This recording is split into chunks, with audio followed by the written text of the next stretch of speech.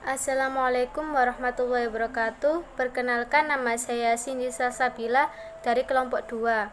Di sini saya akan menjelaskan tentang pengertian hakikat manusia. Manusia adalah makhluk bertanya. Ia memiliki hasrat untuk mengetahui segala sesuatu. Atas dorongan tersebut, manusia tidak hanya bertanya berbagai hal di luar dirinya, tetapi juga bertanya tentang dirinya sendiri.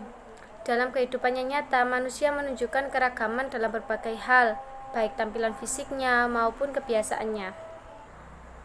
Jadi, pengertian hakikat manusia adalah seperangkat gagasan atau konsep yang mendasar tentang manusia dan makna eksistensi manusia di dunia. Dengan kata lain, hakikat manusia adalah makhluk hidup yang memiliki tenaga dalam untuk menggerakkan hidupnya dalam memenuhi kebutuhan-kebutuhannya.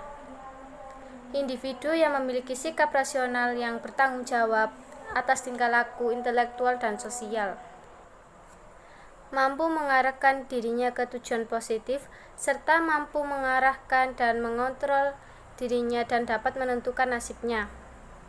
Makhluk yang dalam proses berkembang dan terus berkembang, tidak pernah selesai atau tuntas selama hidupnya. Kemudian saya akan menjelaskan aspek-aspek hakikat manusia.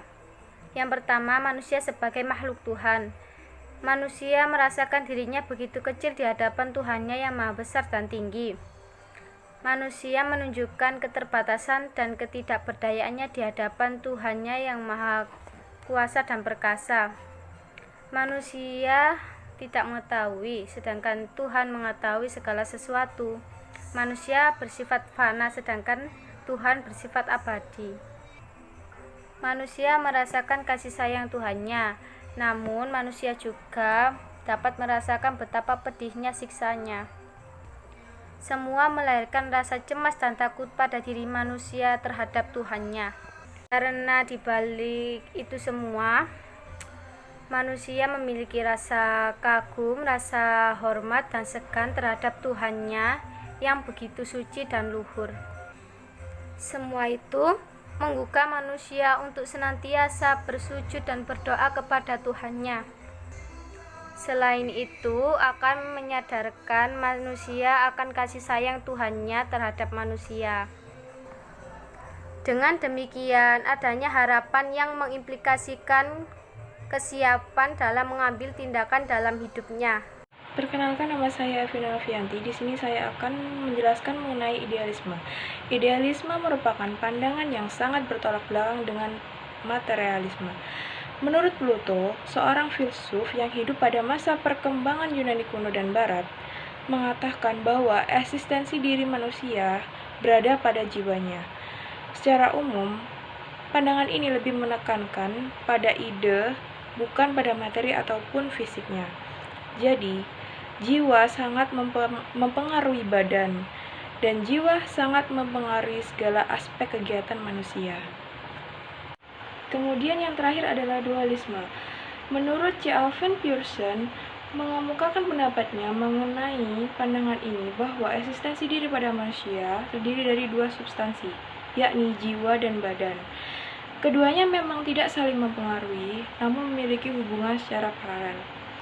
Manusia akan selalu berinteraksi dan akan selalu memiliki dinamika dan historis. Perkenalkan, nama saya Rahma Delasari. Di sini saya akan menyampaikan materi tentang manusia sebagai kesatuan badan roh. Para filsuf berpendapat yang berkenaan dengan struktur metafisik manusia. Terdapat 4 paham mengenai jawaban atas permasalahan tersebut, yaitu materialisme, idealisme, dualisme, dan paham yang mengatakan bahwa manusia adalah kesatuan badan roh. Perkenalkan, nama saya Putri Tia Pranoviana. Di sini saya akan menjelaskan tentang manusia sebagai makhluk individu. Manusia sebagai makhluk individu, mereka harus bisa menyelesaikan masalah yang ada. Assalamualaikum warahmatullahi wabarakatuh. Saya Rahmawati Hanifatini akan menjelaskan mengenai manusia sebagai makhluk sosial dan manusia sebagai makhluk berbudaya. Manusia sebagai makhluk sosial, pada saat hidup bersosial terdapat hubungan timbal balik antara individu satu dengan individu yang lainnya. Dari sisi tersebut, manusia masih membutuhkan seorang individu dikarenakan suatu masyarakat yang baik pasti membutuhkan beberapa individu untuk membangun sebuah organisasi. Oleh karena itu, manusia adalah individu atau pribadi dan adanya hubungan pengaruh timbal balik antara individu satu dengan sesamanya. Selanjutnya, manusia sebagai makhluk berbudaya. Kebudayaan bertautan dengan kehidupan manusia sepenuhnya. Kebudayaan menyangkut dalam bidang eksistensi manusia.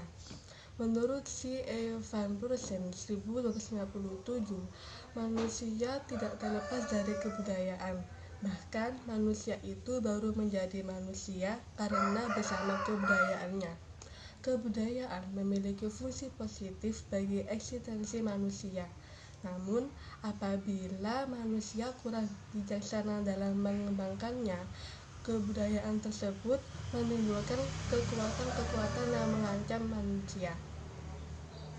Assalamualaikum warahmatullahi wabarakatuh. Saya Nur Nazila akan melanjutkan pembahasan tentang aspek-aspek hakikat manusia. Yang ketujuh yaitu manusia sebagai makhluk beragama. Mengapa manusia sebagai makhluk beragama?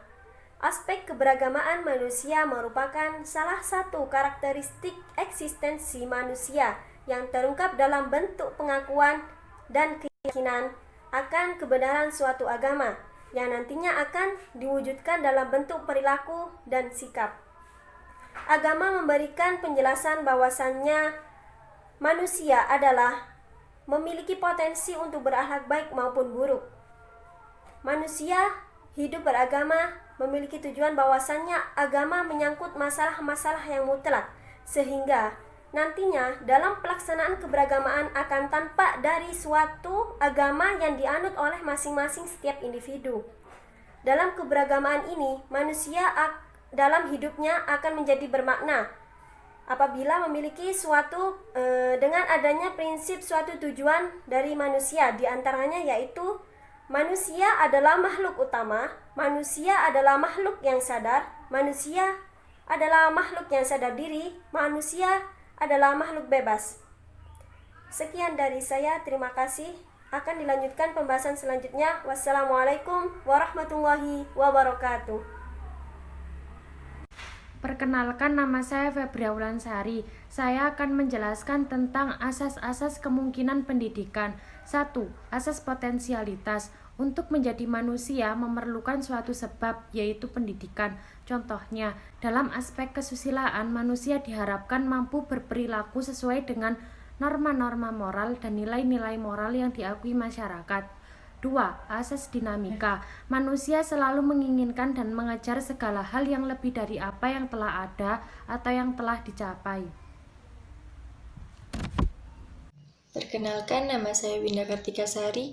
Saya akan melanjutkan pembahasan tentang asas-asas kemungkinan pendidikan.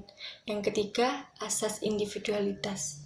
Individu itu mempunyai karakter sendiri dan tidak bisa diubah. Contohnya, meskipun kita berada di lingkungan yang keras, jika kita memiliki karakter pendiam, maka kita tetap akan menjadi seorang yang pendiam. Yang keempat, asas sosialitas. Manusia merupakan makhluk sosial yang tidak bisa hidup sendiri dan membutuhkan bantuan orang lain. Pada hakikatnya, manusia diciptakan untuk saling tolong-menolong. Terima kasih. Perkenalkan, nama saya Putri Amelia. Di sini saya akan menjelaskan tentang asas moralitas. Asas moralitas adalah acuan berpikir seseorang untuk membedakan mana yang baik dan mana yang buruk. Di dalam pendidikan, aspek moral sangat penting untuk mendidik siswa agar pola perilaku sesuai dengan standar kelompok. Siswa sangat dituntut mempunyai sifat taat pada Tuhan, berakhlak mulia, sehat, pintar, berilmu, kreatif, dan bisa menjadi warga yang bertanggung jawab. Sekian, terima kasih. Wassalamualaikum warahmatullahi wabarakatuh. Perkenalkan, nama saya Lisa Putri Yulianita. Saya akan menjelaskan tentang hakikat dan unsur-unsur pendidikan. 1. Hakikat pendidikan. Pendidikan sendiri dalam arti yang luas adalah hidup pendidikan, yaitu segala pengalaman belajar. Sedangkan dalam arti yang sempit, pendidikan adalah sekolah yang diselenggarakan. 2. Tujuan pendidikan. Tujuan pendidikan memiliki dua fungsi, yaitu memberikan arah pada segenap pendidikan. Terima kasih. Perkenalkan, saya Dwi Elvina Nudiana. Saya akan menjelaskan tentang proses dan unsur-unsur pendidikan. Proses pendidikan merupakan kegiatan mengembangkan komponen pendidikan oleh pendidik yang terarah pada pencapaian tujuan pendidikan. Selanjutnya, unsur-unsur pendidikan. Unsur-unsur pendidikan ini ada 7 komponen di dalamnya. Yang pertama yaitu peserta didik. Yang kedua, pendidik. Yang ketiga, interaksi antara peserta didik dengan pendidik. Yang keempat, tujuan pendidikan. Yang kelima, materi pendidikan. Yang keenam, ada alat dan metode pendidikan. Dan yang terakhir, ada lingkungan pendidikan. Sekian dari saya ucapkan terima kasih.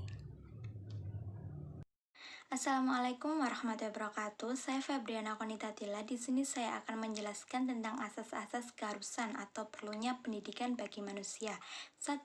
Manusia sebagai makhluk yang belum selesai. Manusia disebut Homo sapiens, artinya makhluk yang mempunyai kemampuan untuk berilmu pengetahuan. Salah satu insting manusia adalah cenderung ingin mengetahui segala sesuatu di sekelilingnya yang belum diketahui. Berawal dari rasa ingin tahu, maka timbullah ilmu pengetahuan. Dalam hidupnya, manusia digerakkan sebagian oleh kebutuhan untuk mencapai sesuatu, dan sebagian lagi oleh tanggung jawab sosial dalam masyarakat. Manusia bukan hanya mempunyai kemampuan, tetapi juga mempunyai keterbatasan-keterbatasan, dan juga tidak hanya mempunyai sifat-sifat yang baik, namun juga mempunyai sifat-sifat yang buruk. Sekian, terima kasih. Assalamualaikum warahmatullahi wabarakatuh. Perkenalkan, nama saya Muhammad Muhyar Firdaus. Di sini saya akan menjelaskan tentang tugas dan tujuan manusia adalah menjadi manusia dan perkembangan manusia bersifat terbuka. Tugas dan tujuan manusia adalah menjadi manusia. Manusia sejak lahir memang manusia, namun bukan berarti otomatis disebut sebagai manusia. Dikarenakan untuk bisa dikatakan manusia harus memenuhi aspek hakikat manusia. Aspek hakikat manusia wajib dipenuhi oleh setiap individu. Dikarenakan dengan adanya aspek hakikat manusia di dalam setiap individu, manusia bisa dikatakan sebagai manusia seutuhnya. Perkembangan manusia bersifat terbuka. Manusia dilahirkan ke dunia mengemban tugas menjadi manusia. Manusia diciptakan menjadi makhluk yang sempurna, namun terdapat beberapa kasus manusia berperilaku tidak sesuai dengan kodratnya sebagai manusia. Oleh karena itu, perkembangan manusia harus diberikan bimbingan agar manusia berkembang sesuai dengan kodratnya masing-masing.